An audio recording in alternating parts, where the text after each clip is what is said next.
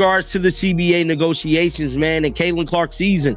At this point, we're all sitting here waiting for the announcement that a deal is done and we can move forward with lottery drafts and, move forward to the WNBA draft and for the start of training camp, man. And so Caitlin Clark can make a return and everybody's back happy.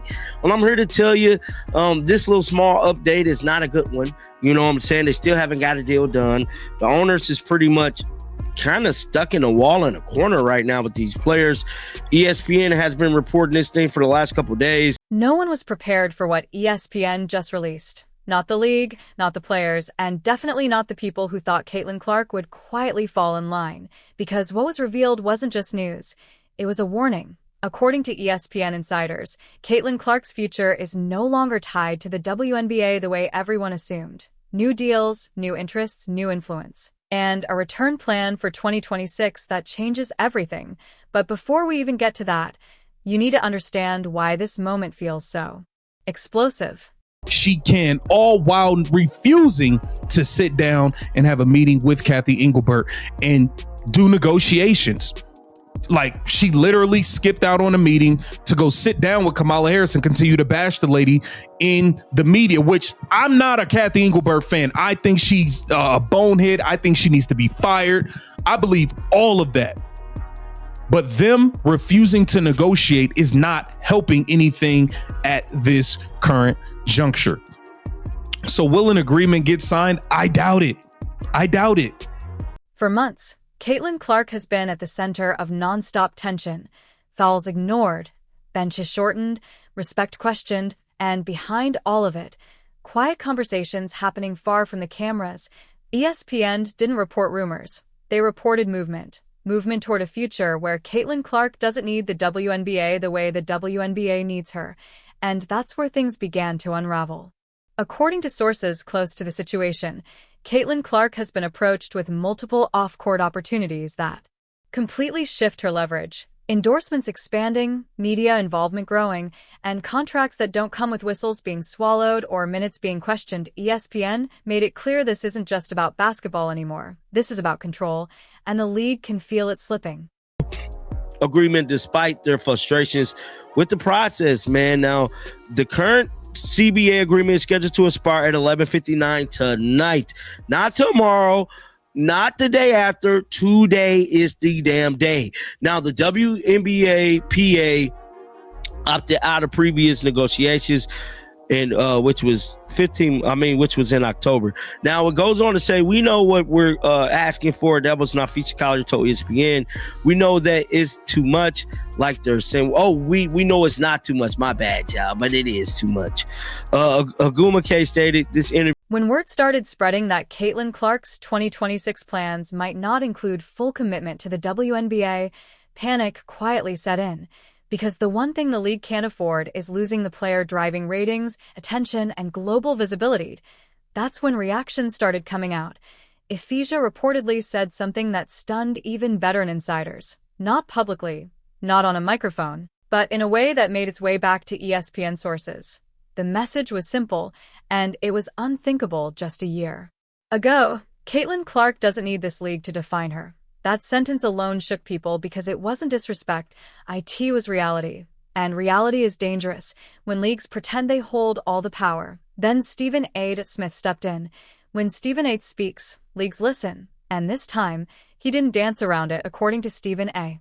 Caitlin Clark is reaching a point where being cut loose from the league's politics might actually benefit her more than staying silent and patient. He didn't say she was quitting basketball. He said she might be done playing by their rules. That's when everything escalated. For ESPN, right here on this podcast, I've argued with Janae Ogumake, who's an outstanding basketball analyst. The two of them together, oh my God, that's an A-team.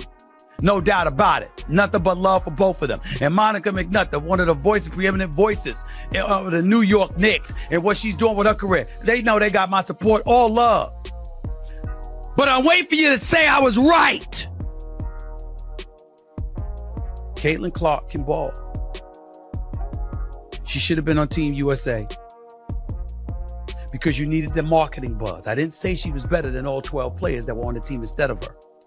Even though when they almost lost to France, I was getting nervous. Diana Taurasi wasn't on the court. I said, you need somebody that can shoot. And then Copper showed up and was doing her thing, and Ezra Wilson did her thing, and I was good. But what I'm saying is, if you remember, their first game, they had about 13,000 fans. Somebody else had 15. Everybody else had over 20,000 plus. You think that would happen if Caitlin Clark was on that team? You think that would happen if Angel Reese was on that team? But especially Caitlin Clark. Caitlin Clark is coming. Some people think she's already arrived. I don't. I think she's going to be even better.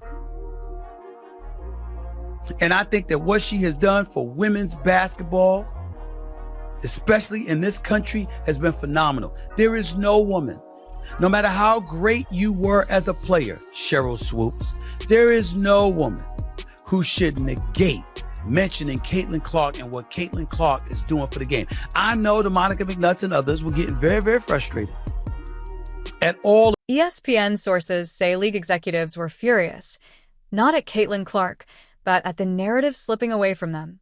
Because once the public starts seeing her as bigger than the system loses authority. And now add the 2026 return talk. According to ESPN, Caitlin Clark's potential return window is being framed differently than any player before her. Not as a comeback, not as a negotiation, but as a choice where she dictates terms, a choice where minutes aren't questioned, a choice where respect isn't optional, and that terrifies people who built careers controlling access. Behind the scenes, this has created fractures. Some players are frustrated. Some are defensive. Some are openly angry because Caitlin Clark's rise exposes uncomfortable truths. That exposure has caused resentment, silence, side comments, and pressure. ESPN didn't sugarcoat it. This situation has divided the league on one side, those who understand the business shift on the other, those who feel threatened by it. And hovering over all of it is one uncomfortable question. What happens if Caitlin Clark decides the WNBA isn't worth the cost? That question alone changes every conversation because this isn't about one player leaving. It's about what happens when the biggest draw realizes she has options. ESPN made it clear the league doesn't want this narrative out there, but it's already out. The fans see it. The sponsors see it. The media sees it. And now players are being forced to pick sides, whether they want to or not. DeFess Collier's words weren't meant to go public. Adding up because look at your numbers. You know the old saying, men lie, women lie, and the numbers don't lie. Well, I'm here to tell you the numbers ain't lying because Nafisa Collier is looking like Goofy of the Year. She got to be the goofiest person of the year. Her and Nika is looking like big time goofies of the year, bruh. I just gotta be honest, dog. At this point, have given our general manager some guidance on how we're thinking, but until we get the collective bargaining agreement done, it won't be finalized as to the format or process. But you can expect because you. Stephen A. Smith's confirmation wasn't meant to be comforting. Together, they formed something the league hates, momentum, and momentum doesn't ask permission. AS 2026 approaches. This story is no longer about whether Caitlin Clark returns. It's about how she returns and on whose terms. Because one thing is clear now, Caitlin Clark isn't chasing approval anymore. She's holding leverage. And the league knows it. This situation is far from over. In fact, it's just getting started. Sorry, yeah. Go ahead, Sinead. To me, they did it because people that fall in love with women's basketball fall in love for a different reason. They don't come to be entertained. They come to see the purity of the game. That has been consistent throughout the existence of the WNBA. Are we at a pivotal moment? Absolutely. But that moment is not a sprint. It is a marathon. And if we're thinking about marathon in the best interest of Caitlin Clark, it might be putting her in a position to make her global debut where she can. So now I want to hear from you. Is Caitlin Clark right to take control of her future? Or is the league risking everything by letting this tension grow? Like the video if players should have power.